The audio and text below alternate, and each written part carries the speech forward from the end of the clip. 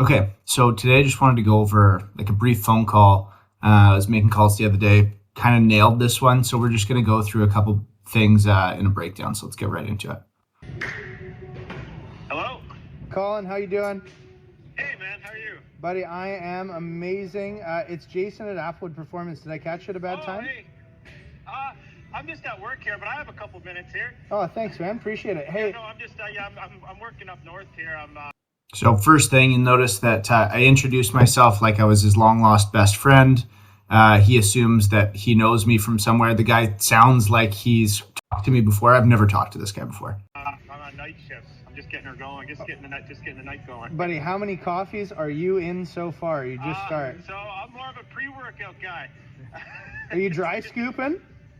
Dry scooping. Holy shit. I have dry scooped before, but I mix it with just a little bit of water at this point. Yeah, that is the preferred way. We normally just we start passing around the creatine slush, and we just start smashing that halfway through the day. It seems to like attach to the caffeine differently, and then we just stay blitzed all day. That sounds like a plan. That sounds like something I should try. I mean, it makes it real fucking hard to go to sleep though. Oh yeah, that's why I take the pre-workout early, because once 5 a.m. rolls around when I'm getting off work, I gotta be able to sleep. Oh my lord, 5 a.m. So you'll notice a couple things that I'm doing here. Like I'm swearing with the guy. He's made it clear that he works in the patch, so he probably swears quite a bit. And you'll see that I'm just kind of doodling in the background just to keep my mind busy. Yeah, that's when I wake up.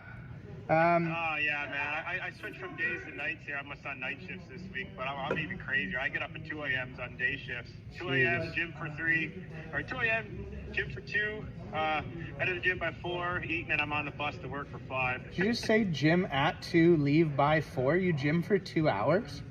Yeah, I'm a stupid guy like that. It's Oh kind of what You can see we're just trying to build as much rapport as we Do you can. stretch for part of that, or are you just lifting the whole time? I've been stretching a lot more. Just spending time building trust. Like a little older now. Yeah. I'm 32, so I've been trying to stretch a little more into my workouts and just kind of limit the heavy lifting. Buddy, how dare you say a little older? I'm 33. You just made me feel much older. I'm starting to feel it here, man. Notice how I'm smiling while I'm on the call. Like you can hear this. You can hear my smile while I talk.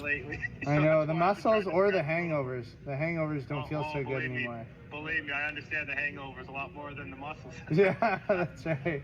You lift the muscles just so you can handle the hangovers. So, hey, question. You were looking at our CLA, right? Yeah. So, rapport, boom, straight into the actual car. Calgary, right? Yeah. So I've been looking at them, and that one just popped up, and it really caught my eye. Really. Bro, this car's mental. Yeah. It's so nice. I drove it the other day. My car was just getting some like oil change done, and I took that one out to the gym, and like, fuck, man, it ripped. It's a 4-cylinder. I couldn't believe it.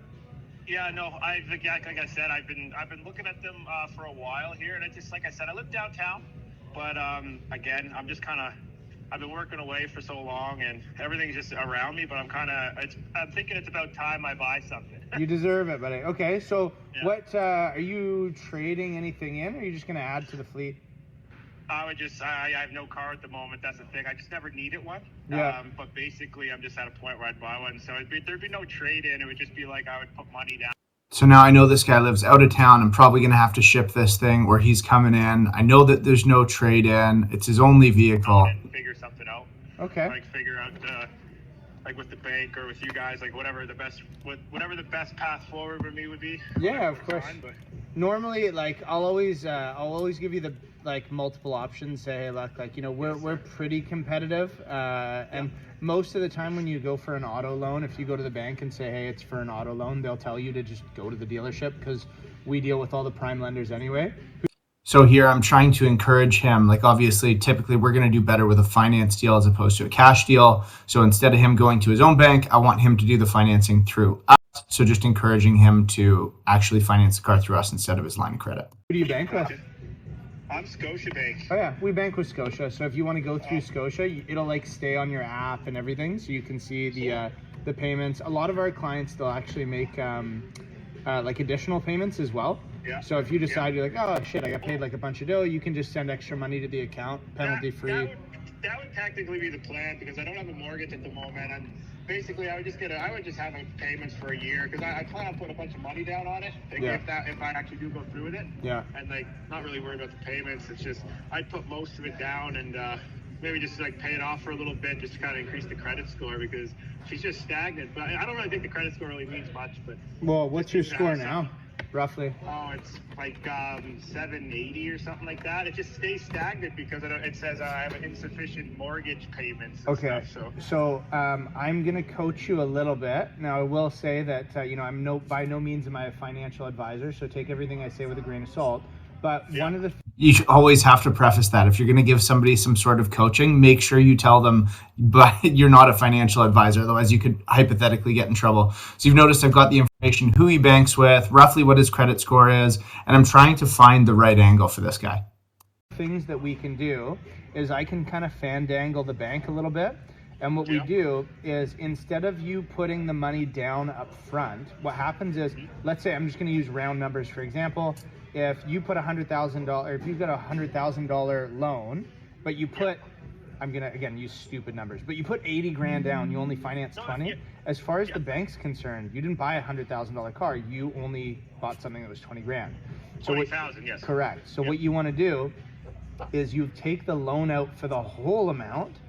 Okay. Oh, I see. Yeah, Right. yeah, I see And what you're saying. then you wait like a payment or two, and then you slap the money down. So what the bank I see what you're sees, saying. yeah, and then you keep the loan open anywhere from 10 to 14 months, like no less than 10, and then after like 14 to 16 months, it doesn't matter at that point. But there's You know what? That just makes a lot more sense. Like, I don't know why I didn't even put that together. Because Wow, you no would one- it would show the bank that you're actually being able to pay off the lump sum. Exactly. Before. Yeah, and if you pay it off too quickly, the bank doesn't like that, because then they don't get their interest, and it doesn't report correctly to your credit, because the way that it looks like is the bank will see, oh, okay, well, he didn't keep the car that long, maybe he just sold the car or whatever. They want to see that you can actually, the whole point of the credit and seeing the it's called revolving credit. And what the bank wants to see is that you can make consistent payments for a long time. Yep. Okay. So Yeah, that makes sense. yeah, we're happy to like go through all this stuff with you. Where like I can ship this thing out to Calgary. Would you want to fly out, or would you rather have it shipped to your door? What would that be an extra? So now he likes the information I've given him. He wants to do the financing with us, probably get some DR in the back end of this deal. And now just trying to figure out, okay, how do we take the next steps? Probably a couple. I'm guessing that'd be a couple grand, wouldn't it, to get that freighted over to Calgary? No, it's not too bad. I think it's like 1600, and I can ship it enclosed. Oh shit. Yeah, because we're do you know anything about our store? So this guy's out of town. So here, what I want to do now is I've got to build some trust. I'm just some random dude that's called a web lead. So now I'm going to build some trust and some legitimacy in our store.